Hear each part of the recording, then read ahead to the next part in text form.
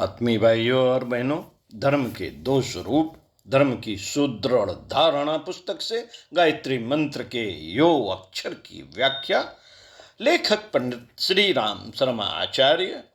आइए पृष्ठ 15 से पढ़कर सुनाते हैं। मित्रों, धर्म की आवश्यकता तो सभी समझदार लोग स्वीकार करते हैं, पर धार्मिक सिद्धांतों के विषय में प्रायः मनुष्यों में मतभेद पाया जाता है। विभिन्न मजहबों में पाए जाने वाले अंतर को तो छोड़ दीजिए, एक ही मजहब के पृथक पृथक संप्रदायों के सिद्धांतों में घोर वैषम्य दिखाई देता है। हिंदू धर्म इस दृष्टि से सबसे अधिक मतभेद रखने वाला है और उसमें अपनी अपनी स्वतंत्र सत्ता रखने वाले संप्रदायों की संख्या सैकड़ों से भी अधिक है। इनमें कितने ही सिद्धांत तो एक दूसरे के सर्वथा विपरीत मिलते हैं, पर इस प्रकार के मतभेदों में धर्म का ठोस अंश बहुत कम होता है। अधिकांश अवस्थाओं में तो मतभेदों का कारण ऊपरी रस्म रिवाज या स्थानीय विशेषताएं ही होती हैं। यथार्थ में धर्म के दो अंग होते हैं, एक तो नित्य अपना अपरिवर्तनशील और दूसरा अनित्य अथवा अपरिवर्तनशील। एक तो नित्य अपरिवर्तनशील और दूसरा अनित्य अथवा परिवर्तनशील। सदाचार या सद्गुण तो नित्य या अपरिवर्तनशील धर्म है।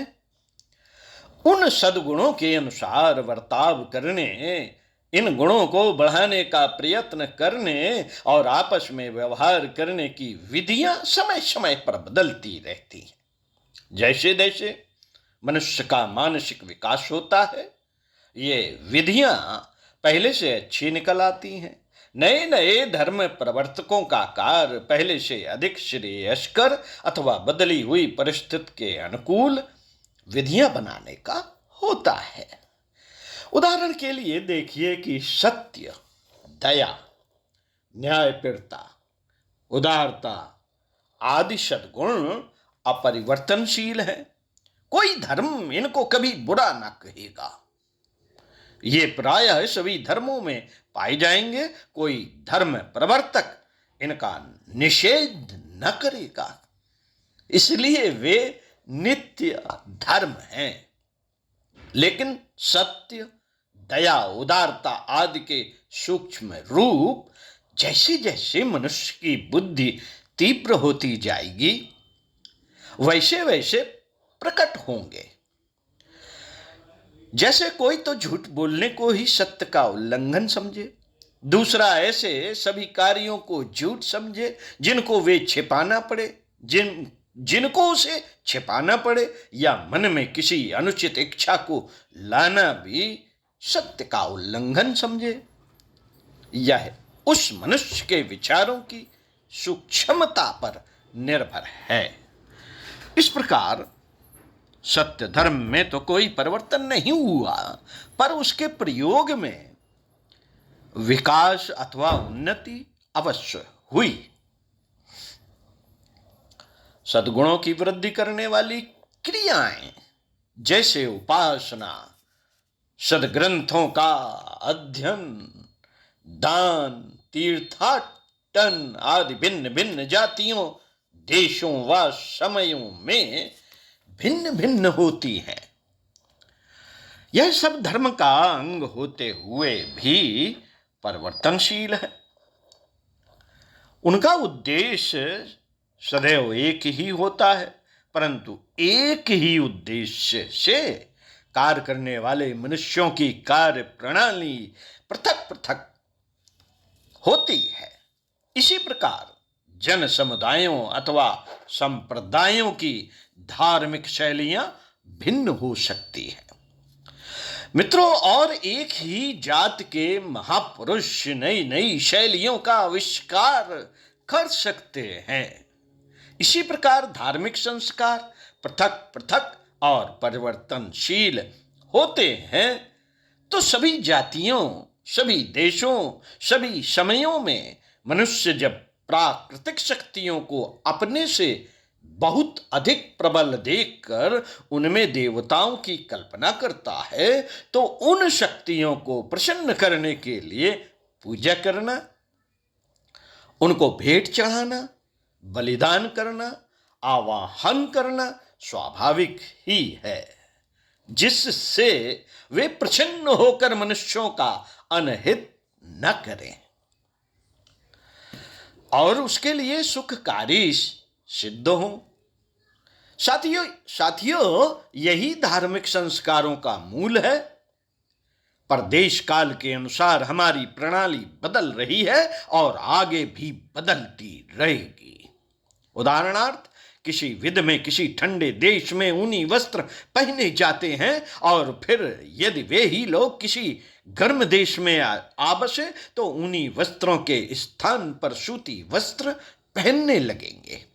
अथवा यदि किसी समय किसी पूजा में मिट्टी की साधारण सी मूर्ति बनाकर रखने की प्रथा हो और फिर वे मूर्तियां सुंदर पत्थर की बनने लगे, तो मिट्टी की मूर्ति की जगह पत्थर की मूर्तियों का प्रचलन हो जाएगा। लगभग 50-60 वर्ष पहले ही महाराष्ट्र में गणपति पूजन के अवसर पर शास्त्रानुकूल वेशभूषा की मूर्तियां बनती थीं,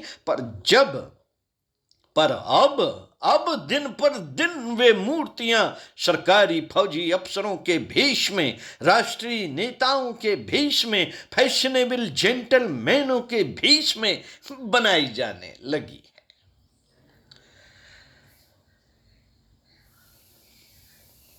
धार्मिक संस्कारों का मूल चाहे कुछ भी हो, परंतु उनका प्रभाव विशेष रूप से पड़ता ही है। उस अवसर का महत्व संस्कार करने वाले के मन पर अंकित हो जाता है। संस्कार के साथ जिस क्रिया को मनुष्य करता है उसे बिना सोचे समझे हंसी खेल के समान नहीं करता, वरन उसकी महानता उसके हृदय पर जम जाती है। इस प्रकार अनेक धार्मिक संस्कार धार्मिक भावों अथवा सद्गुणों की बढ़ती करने वाले होते हैं। मित्रों, जब जैसे जैसे समय बीतता जाता है, परिवर्तित परिस्थितियों के प्रभाव से धार्मिक संस्कारों तथा अन्य धार्मिक क्रियाकांडों की विधि कोरा दिखावा या आडंबर मात्र रह जाती है। जिन सद्गुणों को उनके द्वारा बढ़ाना अभीष्ट होता है, इसके विपरीत उसके कारण दुर्गुण की वृद्धि होने लगती है। लोग उसके सार को भूलकर बाहरी स्वरूप पर ही जोर देने लगते हैं। कभी कभी यह विधि इतनी पेचीदा और लंबी चौड़ी हो जाती है कि साधारण मनुष्य ना तो उसे समझ सकता है, ना याद रख सकता है। ऐसी अवस्था में पंडितों या पुजारियों की एक श्रेणी बन जाती है जो उसे कराने के अधिकारी समझे जाते हैं। ये पुजारी जब अपने अपने अधिकार को दृढ़ता के साथ स्थापित देखते हैं तो वे भी उस विधि के पूर्ण अध्ययन की चिंता नहीं करते, वरन उसके द्वारा अधिक से अधिक धन प्राप्त करने को ही अपना लक्ष्य बना लेते हैं। परिणाम यह होता है साथियों, परिणाम यह होता है कि जो धार्मिक कृत्य मानव कल्याण के लिए प्रचलित किए गए थे, वे ही फिर स्वार्थ साधन, अभिमान, द्वेष आदि की उत्पत्ति करने वाले बन जाते हैं। संसार में धर्म के नाम पर जो अनर्थ हुए हैं, उनका मूल कारण यही है। ऐसी अवस्था देखकर किसी महापुरुष का हृदय सहानुभूति और करुणा से द्रवित हो जाता है। वह ऐसे पुजारियों और ऐसे आडंबर का विरोध करने लगता है। जब किसी धार्मिक कृत्य से सद्गुणों के बदले दुर्गुण बढ़ने लगे तो वह त्याज्य हो जाता है। इसलिए फिर से सार धर्म के उपदेश और नवीन धार्मिक विधियों के प्रचार की आवश्यकता होती है। कभी कभी पुजारियों का गुरुडम मिटाने को, धार्मिक कृत्यों की पेचीदा विधियों को दूर करके साधारण व्यक्तियों के समझने और आचरण कर सकने योग्य रास्ता बताना आवश्यक होता है। इस प्रकार धार्मिक व्यवस्था में महान परिवर्तन हो जाता है, परंतु धर्म का सार रूप सद्गुणों का आचरण अब भी वैसा ही महत्वपूर्ण रहता है जैसा कि पहले था, अथवा यह कहना चाहिए कि वह पहले से भी अधिक आवश्यक हो जाता है, क्योंकि उसकी रक्षा के लिए बाहरी विधियों और क्रियाओं में परिवर्तन किया जाता है। इस प्रकार नित्य धर्म की रक्षा के लिए ही महापुरुषों द्वारा धर्म के ऊपरी रूप में परिवर्तन किया जाता है, जिसे सामान्य व्यक्ति नवीन धर्म अथवा संप्रदाय की स्थापना का रूप दे देते हैं। मित्रों, धर्म का व्यापक स्वरूप आपको पढ़कर सुनाएंगे अगले वीडियो में। तो साथियों, सुनते रहिए कुछ अच्छा और पढ़ते रहिए कुछ अच्छा। स्वाध्याय सत्संग का क्रम बनाए रखते हुए चिंतन मनन को अपने दिलो दिमाग में घुमाते रहिए। यह चिंतन मनन ज्ञान का अंबार लगा देगा आपके मन मस्तिष्क में। ऐसे ऐसे चिंतन आएंगे, ऐसे ऐसे विचार आएंगे कि आपका हृदय अंदर से ही बदल जाएगा। तो साथियों, धर्म का व्यापक स्वरूप सुनने के लिए मिलते हैं अगले वीडियो में। ओम शांति।